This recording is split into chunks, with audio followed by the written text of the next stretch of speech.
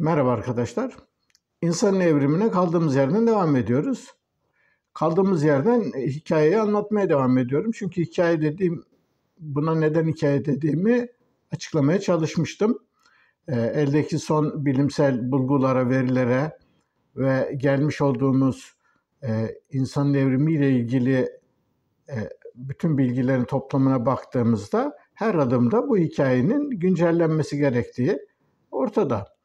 Şimdi bugüne kadar insanın evrimiyle ilgili olarak anlatılan ve insanın evrimiyle ilgili okuduğunuz kitaplarda genel olarak gördüğünüz genel şemayı daha önce anlatmıştım. Neydi bu şema? Bu şema esas olarak insanın iklimsel değişiklikler nedeniyle ormanlardan çıkmak zorunda kaldığını ve savanalara geçtiğini, savanalara geçmeyle birlikte oradaki yaşama uyarlanabilmek için iki ayak üzerine kalkmak zorunda olduğunu ve dolayısıyla insanın iki ayak üzerine kalkmasının ön üyelerin, ellerin serbest kalmasını sağladığı, bu sayede zaman içerisinde alet yapmaya başladığı, esas olarak da beynin büyümesiyle birlikte insanlaşmanın başladığını, insanın alet yapmasının Homo habilis'ten sonra yaklaşık 2 milyon yıl önce başladığını ama esas olarak beyni büyük beyinle insan tanımlandığı için büyük beynin de Homo erectus'la birlikte ortaya çıktığını, büyük beynin ortaya çıkmasıyla birlikte de bildiğimiz anlamda insanın gündeme geldiği söyleniyordu.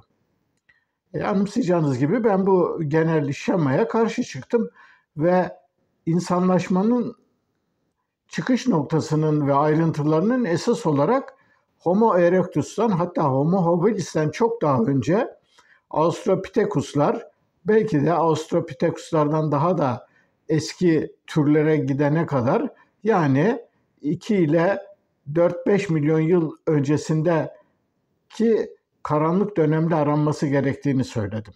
Yani büyük beyin fetişizmine bağlı olarak açıklandığı gibi insanın insanlaşması süreci esas olarak büyük beyin yeteneklerinin gelişmesiyle ilgili bir olay değil. Kuşkusuz büyük beynin önemi ve anlamı büyük, fakat oraya gelene kadar yapılması gereken çok iş vardı. Şimdi dolayısıyla bir önceki videoda insanın esas olarak ayırt edici özelliğinin benzersiz toplumsal yapısı olduğunu, bunu ona sağlayan koşulların da esas olarak insanın aslında hiçbir yere ait olmaması, yersiz yurtsuz bir canlı olmasına bağlamıştım. Şimdi tabii bunu biraz kısa ve hızlıca bir biçimde anlattığım için konunun ayrıntılarına giremedik. Şimdi bu videoda insanın yersiz yurtsuzluğunun ne anlama geldiğini, bu kavramla neyi anlatmaya çalıştığımı açıklamaya çalışacağım. Sıradan bir gözlemle bile çevrenize dikkatlice baktığınız zaman birçok hayvanın bulundukları ortama mükemmel bir biçimde uyum sağlamış olduklarını görebilirsiniz. Yani sanki yaratılışçı düşünceyle bakanlar genellikle şöyle düşünüyorlar. Yani örneğin diyelim bir arının bal yapma yeteneği, balı hedef olarak, amaç olarak koydukları için o hedefin gerçekleşmesine yönelik olarak arıdaki bir takım özelliklerinin ilahi bir güç tarafından ince ince ayarlandığı söyleniyor. Benzer bir bakış açısıyla baktığımızda örneğin diyelim bir kar leoparının özelliklerinin bir dağ keçileriyle avlayabilmesi için, onlarla baş edebilmesi için ona göre gelişmiştir. Nedir örneğin? Kar leoparının, ki bu vaşaklarda falan da vardır örneğin, pençeleri oldukça iridir ve yayvandır, tabanları geniştir. Neden? Çünkü karın üstünde yürümesi gerekir bu hayvanın. Dağ keçilerini kovalayabilmesi için pençelerinin kara batmaması gerekiyor. Dolayısıyla geniş bir ayak tabanı oluşmuştur. Yani bütün değişik hayvanların bulundukları ortama nasıl uyarlandıklarına baktığımızda sanki çevrenin koşulları onların vücutlarında bir devam etmiş gibidir. Yani örneğin işte bir çitalar Afrika savanalarında, düzlüklerde korkunç bir hıza ulaşarak ceylanları yakalayabilirler. Ama bir çitayı bir dağın tepesine getirin, karla kaplı bir alanda dağ keçilerini yakalayamaz. Dağ keçilerini yakalayamaz çünkü çıta 2-3 adım attığında karın içine gömülür, hareket edemez. Demek ki her hayvanın uzun evrimsel süreçte değişik adaptasyonlardan geçerek bulunduğu bölgeye uyarlanması, o bölgenin koşullarına uyarlanabilecek biçimde vücudunun biçimlenmesi gündeme geliyor. Aynı şey örneğin balinalar için de geçerli. Biliyorsunuz balinalar normalde karada yaşayan hayvanlardı. Fakat zamanla suda yaşamaya doğru evrildikleri zaman ön üyeleri ve arka üyeleri vücudun içine çekildi ve köreldi. Ve dolayısıyla arkada bir kuyruk benzeri bir yapı ortaya çıktı. Böylelikle balina suda yaşayabilir bir hale geldi. Ama suda yaşamasına karşın bir balina balık değil, biliyorsunuz. Ne solungacı var, belli aralıklarla suyun dışına çıkmak zorunda ve oksijenle temas etmek ve oksijen almak zorunda. Yani akciğerleriyle solunum yapıyor.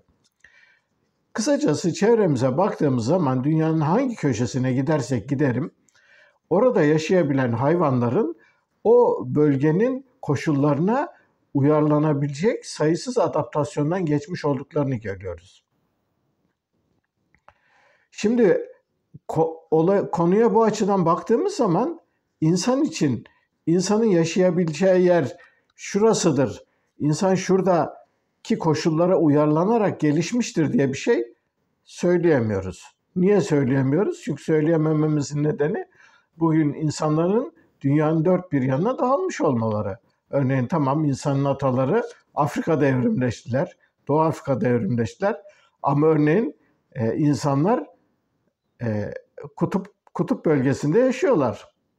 Yani kutup koşullarında yaşamak, İnuitler denilen Eskimoların kutup koşullarına uyarlanmak, yaşadıkları birçok adaptasyon kuşkusuz var. Yani vücutları ona göre değişmiştir. Yani ne yapmışlardır? Örneğin diyelim sıcak iklimdeki insanlar uzun boylu, ince yapılılardılar. Neden? Çünkü terlemenin olabilmesi için vücut yüzeyini artırmaları gerekir. Oysa ki kutuplarda ısıyı en iyi koruyan biçim küredir. Dolayısıyla da Inuitler kısa boylu, şişman, tıknaz insanlardır. Böylelikle vücut ısılarını koruyabilirler. Ama bu yönde bir adaptasyon geçirmek tek başına onların kutuplarda yaşamalarına yeter miydi? Elbette yetmezdi. İnsanlar ne yaptılar? İglolar geliştirdiler. Yani kutuplardaki buzlardan ev yapmayı öğrendiler. Buzlardan yaptıkları evin içerisindeki ısı sabittir örneğin. Yani -4 derece ile +4 derece arasında, hatta içinde uzun süre insanlar kaldığında iglonun içindeki ısı yani 9-10 dereceye kadar bile çıkabilir. Böylelikle Eskimolar soğuk kutup koşullarına karşı dayanabilmişlerdir. Eskimoların kutup koşullarına dayanmaları yalnızca igloya bağlı bir olay değil.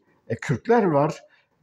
Değişik kürklere sarınıyorlar ve dışarı çıkıyorlar ve soğuktan böylece de koruyorlar. Ama hiçbir hayvanın bir kürklerden kendilerine giysi yapma özelliği yok. Dolayısıyla insan kendi çevresinin koşullarını kendi yaptığı aletleri ve onların sonucunda ürettiği değişik araçlarla kendine koruma sağlayabiliyor. Yani buradan şunu anlatmaya çalışıyoruz. Demek ki diğer hayvanlardan farklı olarak insanlar dünyanın her bölgesinde yaşayabilirler. İnsanın yurdu, insanın habitatı şurasıdır, şu bölgedir, insan şu dağlık, şu iklim koşullarında ve şu bölgede yaşar diye bir şey yok. İnsan her yerde yaşayabiliyor. Yani insanın her yerde yaşayabildiğinin açık kanıtlarını her yerde görüyoruz. Yani işte Kuzey Kutup bölgesinde yaşayan Inuitler, fakat güneye inelim, Antarktika'ya yakın, yani Güney Kutbu'na yakın, Arjantin'in, Şili'nin en uç noktasında, en güneydeki bölgede yaşayan, hatta Darwin'in de bizzat gidip gördüğü işte ateş ülkesi insanları denilen bölge var. Buraları da gördüğü zaman Darwin hayretler içerisinde kalmıştı. Yani bu kadar zorlu koşullarda insanların yaşamak için buralara gelmeleri, buralara uyum sağlamaları onun için çok büyük bir şaşkınlık nedeni olmuştu. Yani demek istediğim, bütün hayvanların kendi yapılarına uyarladıkları belli bir ekolojik nişleri, belli habitatları olmakla birlikte insanın böyle bir durumu yok. Peki insan böylesi her yere yayılabilecek bir duruma nasıl geldi? Öncelikle buna bakmamız gerekiyor. İnsanın her yere yayılabilecek, her yerde yaşayabilecek bir duruma gelmesi kuşkusuz birdenbire olmadı. İlk adım, daha önceki videoda da anlattığımız gibi, insanın ormanlardan çıkmak zorunda kalmasıydı.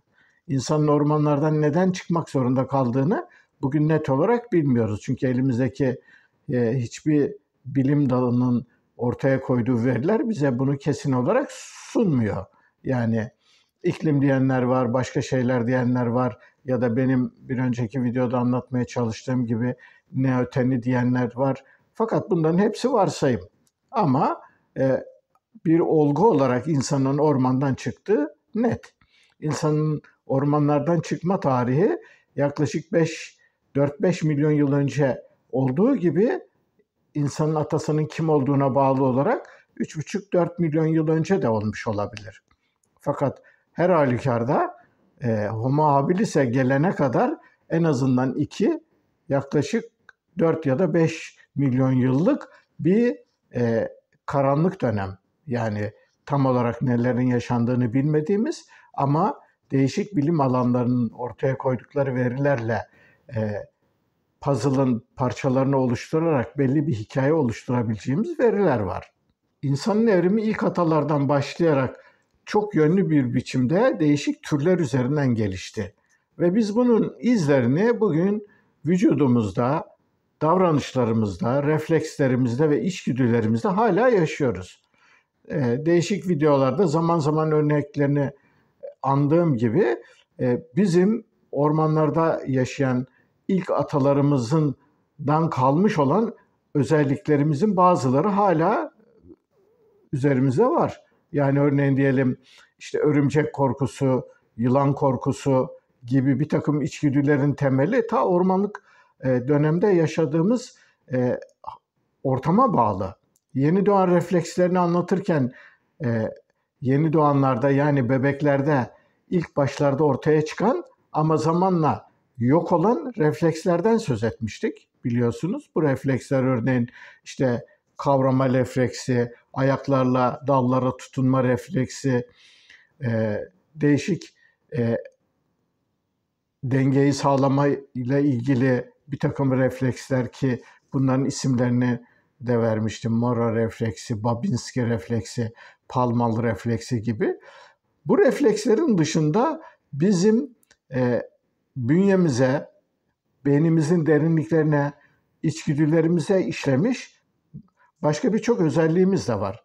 Örneğin son videolarıma gelen eleştirilerden birisinde arkadaşım birisi, benim de kitaplarını okumadım ve kim olduğunu bilmedim, Rudolf Biels diye bir Alman psikiyatr ve psikologdan söz ederek bir örnek vermiş.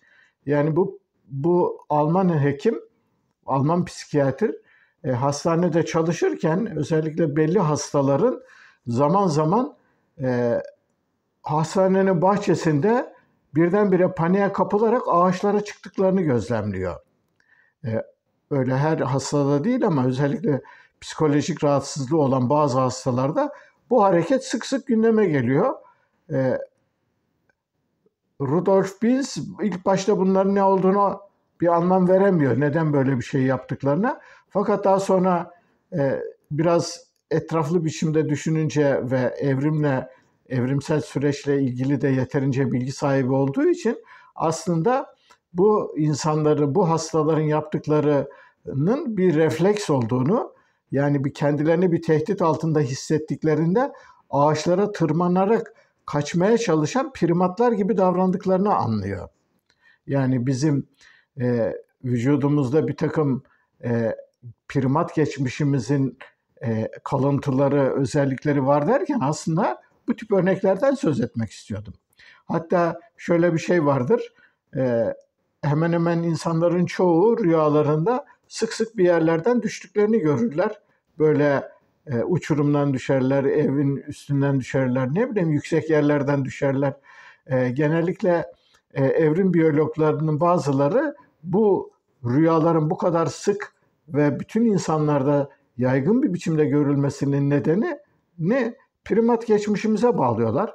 Çünkü ağaçların üzerinde yaşayan ve ağaçların üzerinde uyuyan primat atalarımızın sık sık ağaçlardan düştüklerini ve böylesi düşmeye karşı bir refleksler geliştirdiklerini ve bunun rüyalara yansıdığını söylüyorlar ki bu da hiç öyle o kadar mantıksız ve akıl dışı bir değerlendirme değil. Yaşadıkları sık ormanlardan savanalara çıkan atalarımızı, insanın ilk atalarını kuşkusuz tehlikeli, alışık olmadıkları çok farklı bir ortam bekliyordu. Çünkü onların vücutlarında ve davranışlarında geliştirdikleri bir takım refleksler, içgüdüler ve hareketler aslında orman yaşamına uyumlu reflekslerdi. Fakat savanaların, açık savanalara çıkmayla birlikte kendilerini büyük yırtıcılara karşı hedef haline getirmiş oldular. Fakat bu riske rağmen insanlar başarılı biçimde savanalarda yaşamaya ayak uydurdular. Peki bunu nasıl yaptılar? Aslında bunu insanın ilk atalarının bunu yapabilmelerinin ön koşulları aslında orman yaşantısındaki kendi biyolojik yapılarında ve geliştirmiş oldukları bazı davranışlarda bunun sırları yatıyor. Yani insanlar ormanlardan çıktıklarında savana yaşamına uyum sağlayabilecek bir takım olumlu ve yararlı özellikleri de zaten geliştirmişlerdi. Şimdi kısaca bunlardan söz edeceğim. Şimdi insanların savanalara çıktıklarında ilk başlarda iki ayak üzerinde bugünkü mükemmellikte yürüyüp koşmadıklarını biliyoruz. Fakat ne olursa olsun ormanlarda yaşayan primatların birçoğunda iki ayak üzerinde geçici de olsa yürüme diye bir özellik var. Örneğin bugün dikkatli gözlemlediğimiz zaman yani goriller, orangutanlar, şempanzeler, özellikle de bazı makak türleri, babunlar, bir takım maymunların iki ayak üzerinde rahatlıkla ve uzun süre yürüyebildiklerini görüyoruz. Dolayısıyla yani insanlar ormanlardan çıkarken tamamen dört ayaklı olup da birdenbire ayağa kalkmış değillerdi. Zaman zaman zaten iki ayak üzerinde yürüyebiliyorlardı. Fakat bir gorilin, bir şempanzenin, bir orangutanın zaman zaman iki ayak üzerinde yürümesiyle insanın yürümesi çok farklı tabii bildiğiniz gibi. İnsan iki ayak üzerinde yürümeye adaptasyonları geliştirene kadar geçmişteki bir takım olanaklardan kuşkusuz yararlanmıştı. Peki iki ayak üzerinde yürümenin savanalardaki insanın ilk atalarına sağladığı yararlar ne olabilirdi? Şimdi birinci yarar şu olabilir. Bir kere iki ayak üzerine kalkmayla görüş açısı ve çevreyi kollama olanakları daha da artıyor. Yani iki ayak üzerine kalkmış bir primatın savanada yürürken diğer hayvanları görmesi, izlemesi, gelebilecek tehlikeleri fark etmesi çok daha kolay oluyor. İkincisi, iki ayak üzerine kalkmış bir primat eline herhangi bir şey aldığında ya da ellerini kaldırdığında son derece iri, güçlü ve büyük bir hayvan görünümüne bulunabilir. Şimdi savanada yaşayan birçok hayvan açısından aslında bu ürkütücü bir durumdur. Şimdi bu dediğimi daha iyi anlayabilmeniz için eğer seyretmiş arkadaşlar varsa Tanrılar Çıldırmış Olmalı diye bir film vardı. İşte bu filmde ilkel bir kabilenin yaşantısı ve onunla ilgili işte bir takım olaylar komedi biçimde anlatılıyor. Filmin bir sahnesinde küçük bir çocuk var. Bu çocuk tek başına kamp yerinden uzaklaşıyor ve birdenbire karşısına bir takım vahşi köpekler ya da kurt gibi bir hayvanlar çıkıyor ve bunlar buna saldırmak istiyorlar. Yani çocuğu yiyecekler, avlayacaklar. Fakat çocuk babasından öğrendiği bir şeyi hemen aklına geliyor. Çevrede bulduğu bir ağaç kütüğünü alıyor. Ağaç kütüğünü kafasının üzerine koyuyor. Ve ağaç kütüğünü kafasının üzerine koyduğu zaman tabii çocuğun boyu birdenbire uzamış gibi oluyor. Ve ona saldıran hayvanların görme yetenekleri o kadar gelişkin olmadığı için bu şekliyle onu daha büyük bir yırtıcı ya da büyük bir hayvan zannettikleri için saldırmaktan vazgeçiyorlar. Dolayısıyla küçük çocuk kafasında ağaç kütüğünü şöyle dik bir biçimde tutarak kamp yerine kadar gitmek zorunda kalıyor. Yani bunu şunun için anlatıyorum. İki ayak üzerine kalkmış olmak, ellerini, kollarını kaldırarak, bağırarak, bir takım böyle şey yaparak insanların birçok yırtıcıyı caydırmış olabilecekleri çok açık. Bu da iki ayak üzerine kalkmanın insanlara sağlamış olduğu bir yarar. Fakat insanların savanalarda yaşamalarına bana kalırsa en önemli katkıyı sağlamış olan görme yeteneklerinin son derece gelişmiş olması. Yani insanın atalarının görme yetenekleri savanada yaşayan hayvanlarla kıyaslanamaz. Savanada yaşayan hayvanların çoğunun görme yetenekleri insanın görme yeteneğinden son derece sınırlıdır. Şimdi bunu nereden anlıyoruz? Eğer Afrika'da safarilerle ilgili videoları izlemişseniz ilginç bir durum vardır. Bazen safariye çıkan insanlar böyle üstü açık arazi araçlarında ciplerle diyelim belli bir noktaya gelirler. Cipi stop ederler. Herkes eline kameralarını, fotoğraf makinelerini alarak sağa sola şey yapmaya çalışırlar. Fotoğraf çekmeye ya da video çekmeye çalışırlar. Fakat ilginç biçimde bazen örneğin bu açık araçların üzerine yanına aslanlar, çitalar, bir takım hayvanlar gelir. Bu hayvanlar örneğin aslanların falan böyle insanlara çok yaklaştı. Fakat örneğin safariyi yapan insanlar safariye çıkmadan önce çok ciddi biçimde uyarılıp belli bir eğitim aldıkları için gayet sakin biçimde dururlar. Hiç hareket etmezler. Hareket etmedikleri sanki arabanın bir parçasıymış gibi davrandıkları için bu çitalar, aslanlar falan onlara özel olarak saldırmazlar. Neden saldırmazlar? Çünkü onları bulundukları arabadan ayrı varlıklar olarak algılamazlar. Daha doğrusu göremezler. Göremedikleri için de onlara saldırmazlar. Tabii o insanlar sakin kalabildikleri ölçüde ki bunun eğitimini alırlar. Yoksa öyle korkacak, panikleyecek insanları kuşkusuz oralara götürmezler herhalde.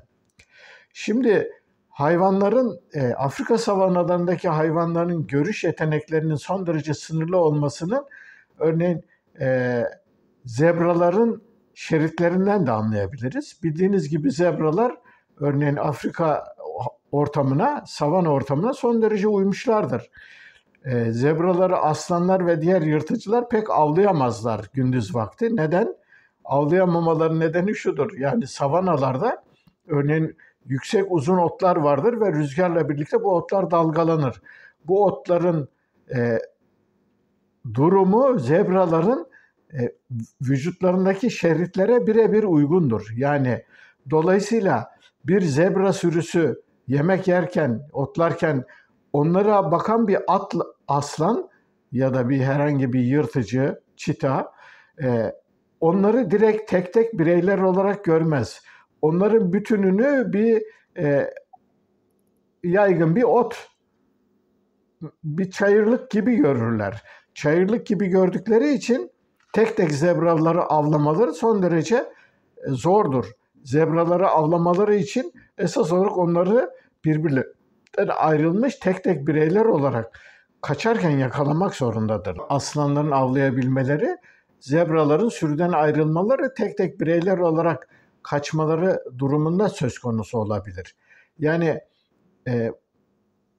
hayvanların görme yeteneklerinin bizden ne kadar farklı olduğunun çarpıcı bir örneği olarak Boğaları örneğini bilirsiniz. Boğa güreşlerinin esprisi de odur. Yani boğalar karşılarındaki hareketli nesne olarak kırmızıyı net olarak fark ettikleri için kırmızıya yönelirler ve matadorların pelerinleri de esas olarak kırmızıdır ve dolayısıyla boğalar bu kırmızı pelerine yönelirler. Ama diyelim 40 yılın başı bazen göz rahatsızlığı olan bir boğa olabilir ya da şaşı bir boğa olabilir.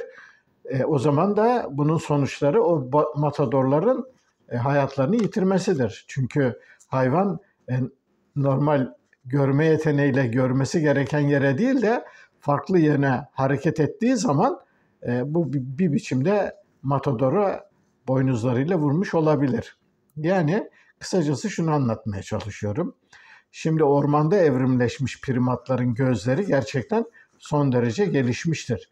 Ağaçların üzerindeki değişik meyveleri, yaprakları fark etmek, diyelim ağaçların üzerindeki meyvelerin olgunlaşıp olgunlaşmadıkları esas olarak bu meyvelerin renkleriyle belli olur bildiğiniz gibi.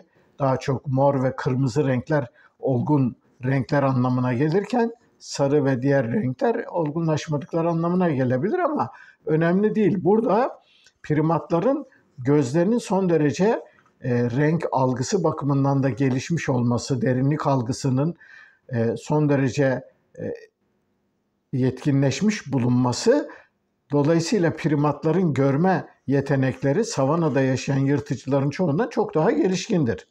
Zaten gözlerin vücudun başın ön kısmına gelmesi ve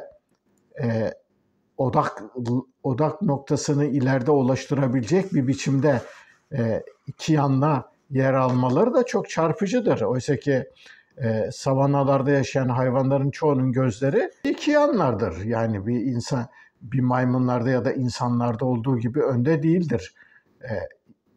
Dolayısıyla karşıya bakarak odaklama yapabilme yeteneği bakımından primatlarla yırtıcı büyük kedilerin gözleri birbirleriyle kıyaslanamaz. Dolayısıyla insanlar savanaya çıktıklarında bu görme yeteneklerinin son derece gelişmiş olması da onlara diğer hayvanlara karşı belli bir üstünlük sağlamıştır. Ormanlardan savanaya çıkan insanların ormanlardaki yaşantılardan getirdikleri bir diğer özellik de önceki videolarda ayrıntılarını anlatmaya çalıştım. Alloparental veya maternal bakım dediğimiz yavru bakımla ilgili geliştirmiş oldukları özellikler de.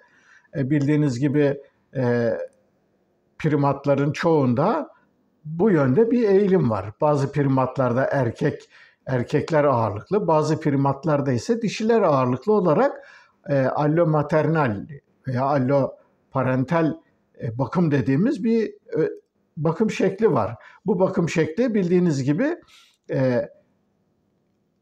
yavruların biyolojik anneleri veya babalarının dışında topluluk içerisindeki diğer bireylerin onlara annelik yapmaları biçiminde gözüküyor. Ve savanalarda çıkan insanlarda da bu yönde gelişmiş özelliklerin olduğundan kuşku duymuyoruz. Çünkü bu özellikler sadece savanaya çıkmayla bir takım zorlamalarla geliştirilebilecek bir özellikler değil. Bunların uzun evrimsel süreçte primat geçmişte temellerinin atılmış olması ve bu konuda önemli davranışların, reflekslerin ve bir takım kültürel diyebileceğimiz alışkanlıkların gelişmiş olması gerekiyor. Dolayısıyla kuşkusuz bu özelliklerin çoğu primatlar açısından bakıldığında akraba kayırmacılığı temelinde gelişiyor. Fakat akraba kayırmacılığı temelinde de olsa savanalara çıkan insanlarda bulunan bu alloparental özellikler zamanla insan türünde akraba kayırmacılığı ve akraba kan bağına bağlı olarak gelişen bir özellik olmaktan çıkarak insan türünde tam akraba kayırmacılığı dışında bildik anlamına kavuşmuş oluyor. Kuşkusuz bu da savanalara çıkan insanların savana ortamlarında büyük birlikler oluşturabilmelerinin temellerinin aslında primat geçmişte, yani ormandayken bir takım temellerinin orada atılmış olduğunu bize açıkça gösteriyor. Yavru bakımı ile ilgili alloparental bakım özelliklerinin primat geçmişte kökenlerinin olmasına bağlı olarak bir diğer önemli konu da toplumsallık. Bildiğiniz gibi primatların çoğu belli topluluklar halinde yaşarlar ve bu toplulukların oluşmaları, dağılmaları ve daha büyük birlikler haline gelmeleri esas olarak akraba kayırmacılığı dediğimiz kan bağına dayalı topluluklar biçiminde oluşur. Burada örneğin bazı türler açısından dişiler önemlidir. Topluluğun esas yapısını oluşturan dişilerdir. Bazılarında ise erkeklerdir. Karmaşık biçimler de olmakla birlikte bugünkü bir insan toplumsallığını tam olarak primatlarda görmüyoruz. Ama yine de güçlü biçimde primatlar arasındaki bu toplumsallığın gelişmiş olması, insanlar savanaya çıktıklarında güçlü, sıkı ve sağlam topluluklar oluşturmaları açısından güçlü bir çıkış noktasıydı. Kaldıraç olarak kullandı insanlar bunu.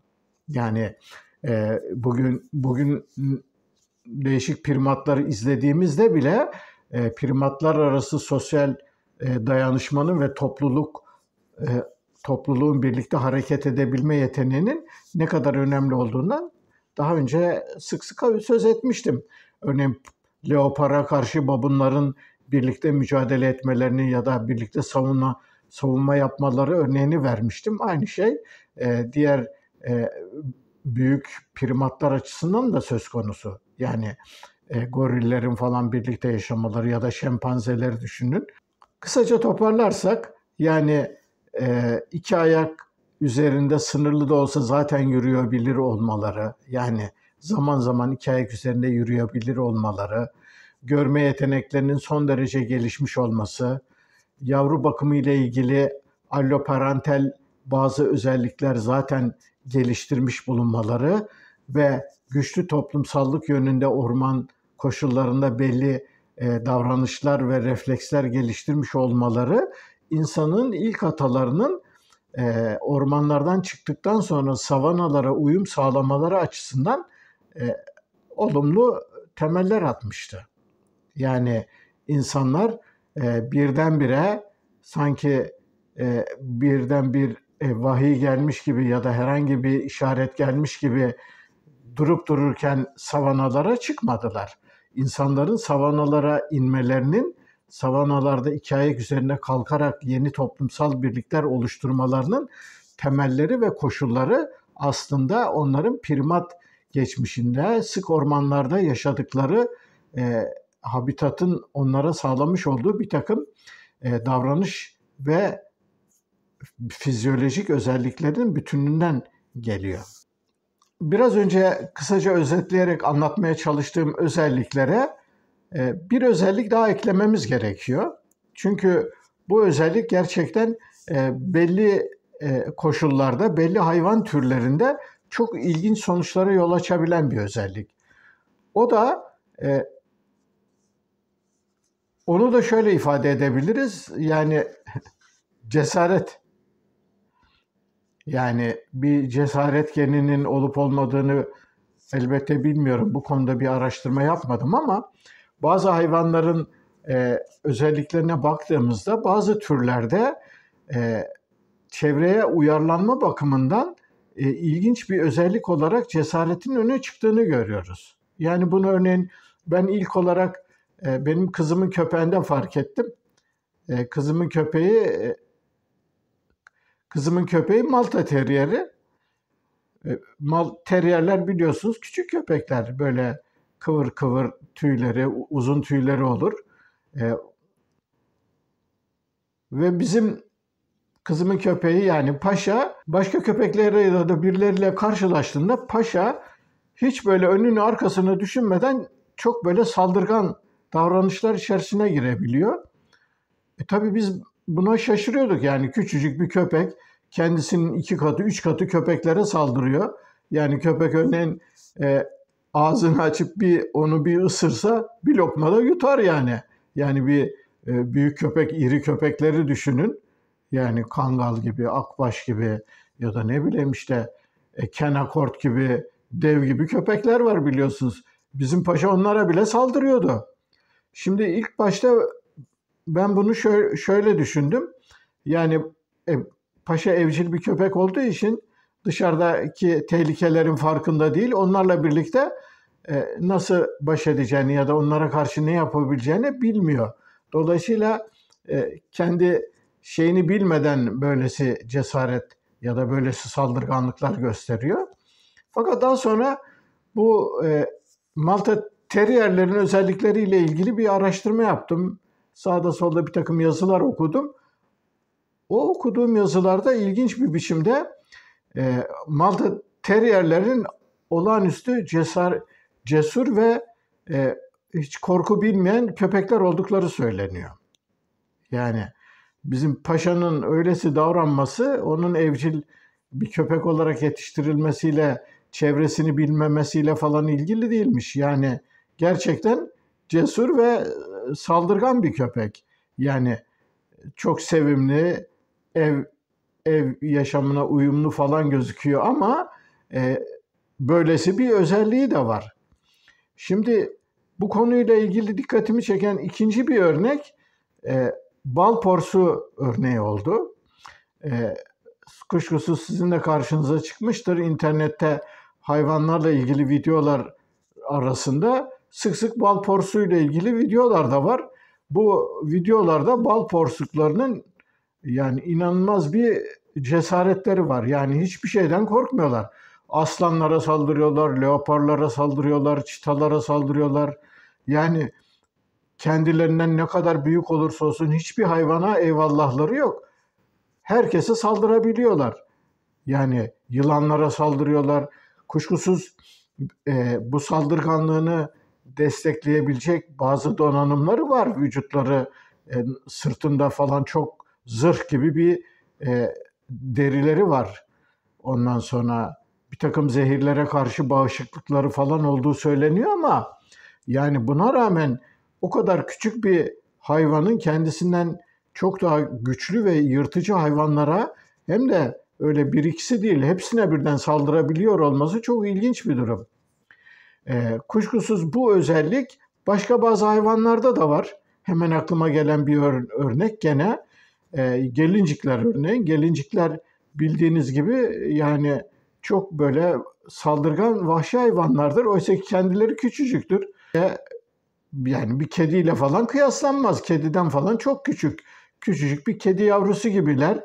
İnce uzun bir hayvanlar ama olağanüstü saldırgan ve gözü kara hayvanlar. Yani şimdi bütün bunlardan yola çıktığımda insanın atalarında belki başlangıçta belki sonradan gelişen bir özellik olarak böylesi bir gözü karalığının olduğu ve bunun da insanın evriminde önemli bir etken olduğunu düşünmeden insan edemiyor. Çünkü bulunduğu ortamdan çıkıp çok başka ortamlara gözü kapalı girebilmek bu büyük bir cesaret ve şey istiyor, girişkenlik istiyor ve insanın atalarında ve insanlarda bu özelliğin olduğunu biz biliyoruz. Yani nasıl biliyoruz?